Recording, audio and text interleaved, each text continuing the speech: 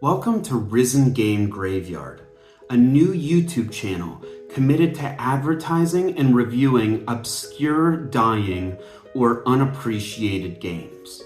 Today, we're going over a game that had traction for about a year or so.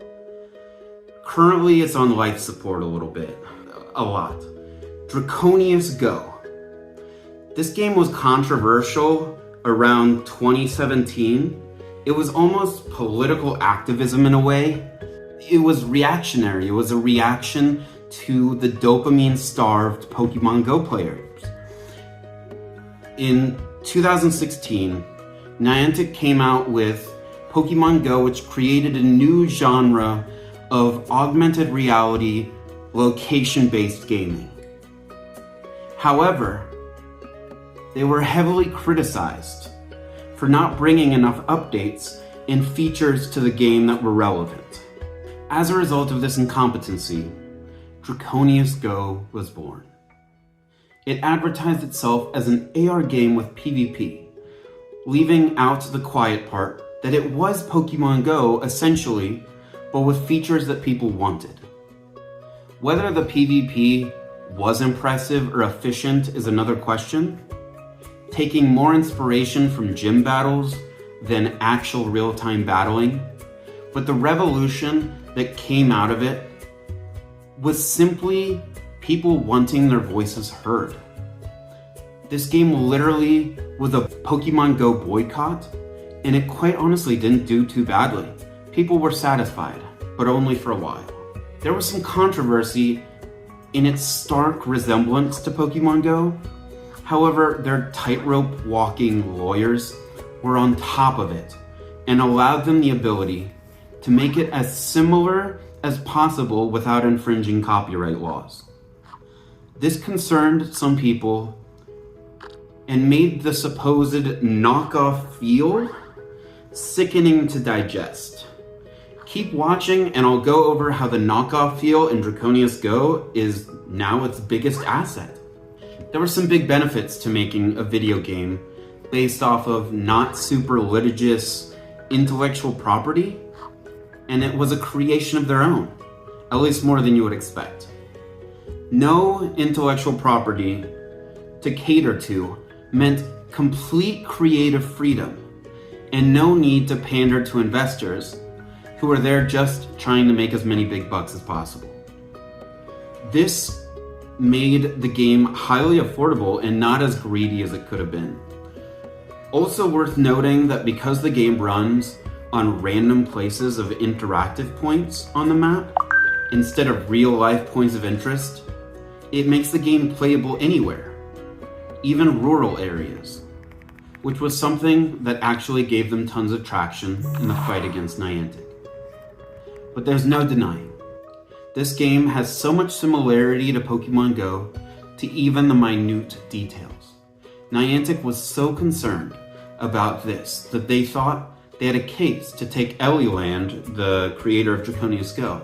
They thought they could take Eliland, Draconius GO off the market and have them pay for damages. Because of these tight-roping lawyers though, they turned this Niantic outrage into publicity as lawsuits were threatened to no avail, which made for plenty of fuel for this revolution. So talking about this creative freedom they used it well. They introduced features that Niantic didn't introduce until years later. First of all, you're playing as a wizard, so you can cast spells. These spells were basically the ultimate counter to addressing complaints to ex-Pokemon Goers. They are basically all quality of life features. There's a spell for expanding your interaction radius, a spell for summoning Draconius Pokestops, a spell that summons a particular type of monster, and so much more. Sound familiar? These were released in 2017 and are essentially the equivalent of Spatial Rend Adventure effects from Palkia, Pokestop nomination, and elemental lure modules respectively. That's just the beginning of extra features in this game. There's also the introduction of rifts. Rifts are basically portals you find randomly in the world that transform the world around you into some kind of twisted dimension of the normal in-game map. It's essentially like using a nether portal in Minecraft. There are monsters exclusive to portals, rarer spawns, more treasure chests, and even repositioned Draconius Pokestops so you can hit more on your walk.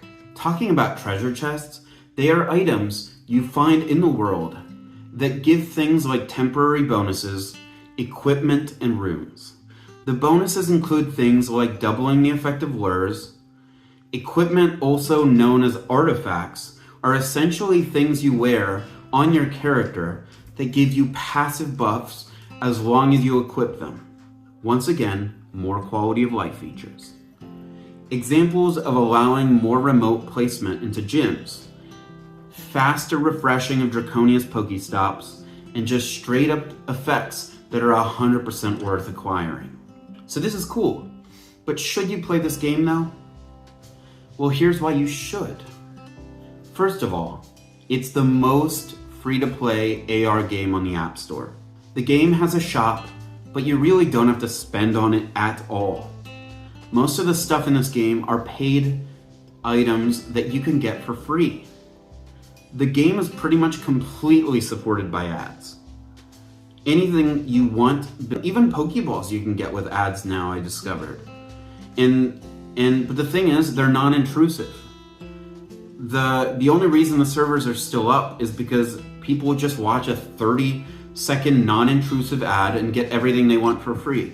It doesn't just pop up. You just say, oh, watch an ad, it'll give me this nice thing. And you get free stuff that are the same value as they are in Pokemon Go. So it's not a very profitable game for Ellieland, but with enough rediscovery of this dead game, it might actually be able to put Niantic in their place after all, as it has in the past. Can you imagine another Draconius GO revolution? That would be crazy. Also, don't get me started on golden egg hunts. Actually, get me started. I love talking about it. It really does feel like a treasure hunt. You interact with obelisks that give you pieces of a map, which give you a clue to where to dig and find a golden egg, which is so cool. You literally complete the map, or most of it, and then go on Google Maps and find where in your city that map belongs to. Then you go to that area and dig around, looking with shovels, in-game shovels, looking to dig up a golden egg. It hatches instantly and gives you a super rare creature with usually good stats. Super awesome, super fun, recommend it. Now we head to the main point of the video. The ultimate motivation to play this game is that it is cozy. If you're familiar with cozy games, this one right here is one of them. First of all, it's nostalgic. It's based off of OG Pokemon Go, which means that you really get that old style experience on a game that really plays like 2016 Pokemon Go. Also, you're starting a brand new journey without getting banned by Niantic for starting a new account. I know you can get around that, but not the point. You'll find yourself chasing down creatures around your neighborhood again like you did way back when. Think 2017, when the full Gen 2 dropped. People running outside with the breath of fresh air hunting these new mons. Also, the radar system is based off of the original Pokemon Go radar system that was so buggy back then, but they updated it and tell you exactly where the creatures are that you don't have. So if you don't have a creature, it'll show you a shadow and tell you exactly where it is.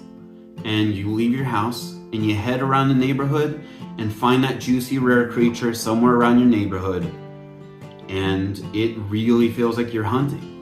Also, the main point of my main point is that this game truly just feels like antiquity.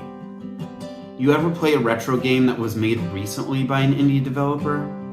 Or even an arcade game that is underappreciated? This game not only has a retro feel, but it's also so clunky that it's almost cute. Like, oh, they tried. Not kidding, it's real. Like opening an 100-year-old dusty book. It's got a charm for sure. Ellieland won't like that I say this, but it has an element of, it's so bad, it's good. Just a little element of that, for those who like campy art style and vibes.